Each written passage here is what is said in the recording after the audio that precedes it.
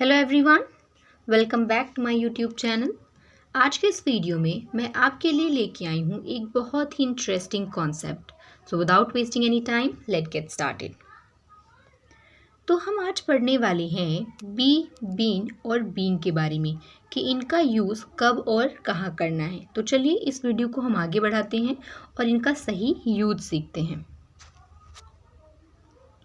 सबसे पहले हम बात करेंगे बी जो कि हमारा एक वर्ब का बेस फॉर्म है और बी का यूज़ करके हम किसी भी चीज़ की स्थिति को दर्शाते हैं।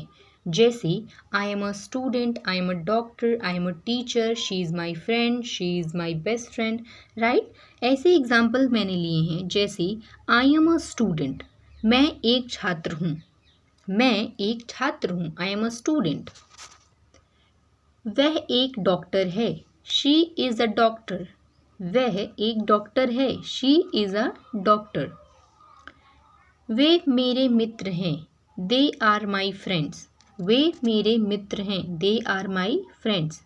ही इज़ अ गुड सिंगर, वह अच्छा गायक है, he is a good singer, वह अच्छा गायक है।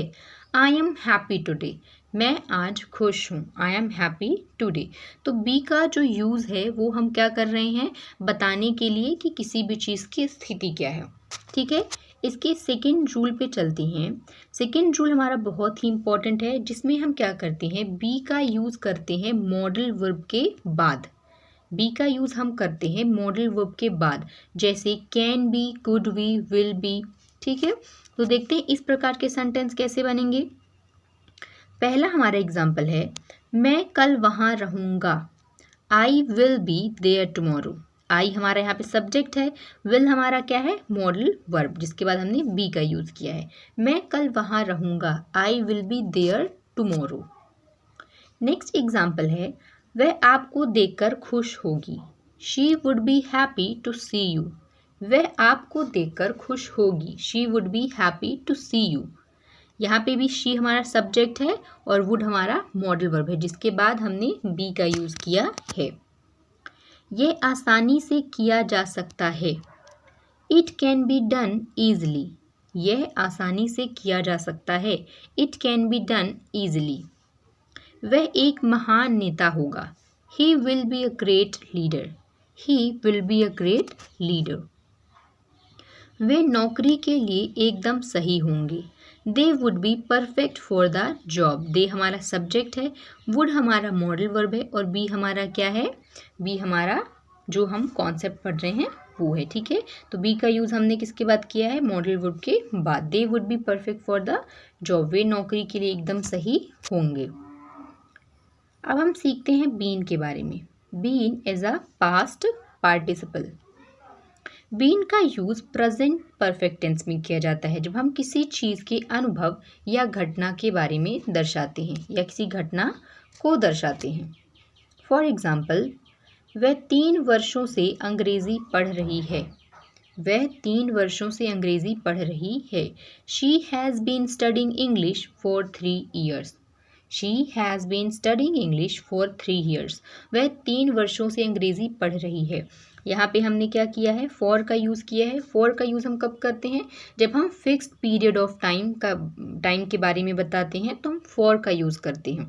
सिंस का यूज़ हम कब करते हैं, जब हम एक पॉइंट ऑफ टाइम की बात करते हैं। ठीक है, सिंस मॉर्निंग, सिंस इवनिंग। लेकिन हम फिक्स टाइम की बात करते हैं, 3 ईयर्स, 4 ईयर्स, तो वहाँ पे हम किसका यूज़ करते हैं, फॉर का, जो कि फिक्स्ड पीरियड ऑफ टाइम की बात करता है। ठीक है, वे बचपन से दोस्त हैं, वे बचपन से दोस्त हैं। They have been friends since, वे बचपन से दोस्त हैं, they have been friends since childhood. तो हमने सिंस के बारे में सुना, जब हम पॉइंट ऑफ टाइम की बात करते हैं वहाँ पे हम सिंस का यूज़ करते हैं। तो यहाँ पे हमने क्या यूज़ किया है, दे हैव बीन। ठीक है, वे बचपन से दोस्त हैं। वह अपनी परीक्षाओं के लिए कड़ी मेहनत कर रहा है, he has been working hard for his exams, he has been working hard for his exam. वह दुनिया भर की यात्रा कर रही है, she has been travelling around the world. वह दुनिया भर की यात्रा कर रही है, she has been travelling around the world. इसका नेक्स्ट जो यूज़ है वो पैसिव वॉइस में होता है। बीन का यूज़ पैसिव वॉइस में होता है जब हम किसी चीज़ के बारे में बात करते हैं जो कि पहले हो चुकी है, जो कि पहले ही टाइम में, मतलब पहले ही समय के पहले ही हो चुकी है, प्रेजेंट की बात नहीं हो रही है, ये काम हो चुका है पहले। ठीक है, तो इसका यूज़ हम बीन का पैसिव वॉइस में करते हैं। किस चीज़ के लिए? किसी बीते हुए काम के बारे में बताने के लिए। जैसे नाटक कई बार प्रदर्शित किया गया है। नाटक कई बार प्रदर्शित किया गया है। The play has been performed many times. Play यहाँ पे नाटक को कह रहे हैं।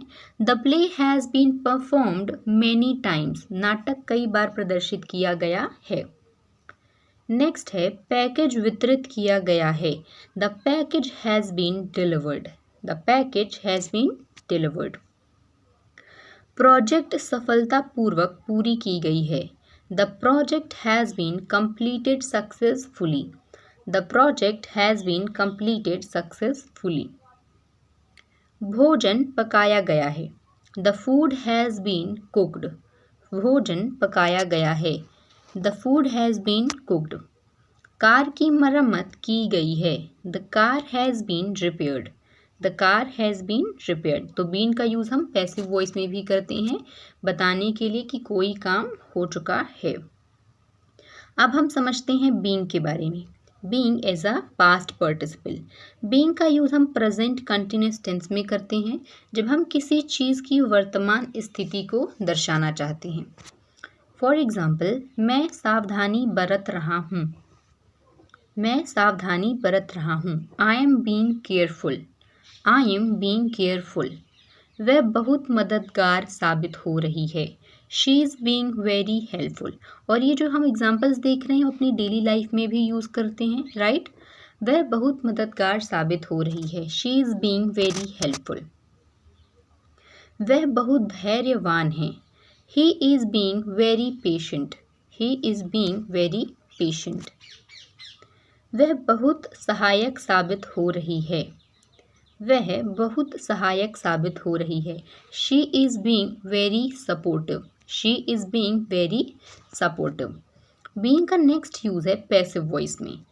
पैसिव वॉइस में बीइंग का यूज़ कब होता है? जब हम कोई काम क्या होता है, हो रहा होता है, जब कोई काम चल रहा होता है। जैसे खाना बन रहा है। Food is being cooked. खाना बन रहा है। यहाँ पे ये नहीं पता चल रहा है कि हम खाना बना रहे हैं या खाना कौन बना रहा है, लेकिन ये काम चल रहा है। ठीक है, तो बीइंग का यूज़ हम पैसिव वॉइस में कर रहे हैं कोई काम हो रहा है वो बताने के लिए। जैसे खाना बन रहा है। Food is being cooked. Next है कपड़े धुल रहे हैं।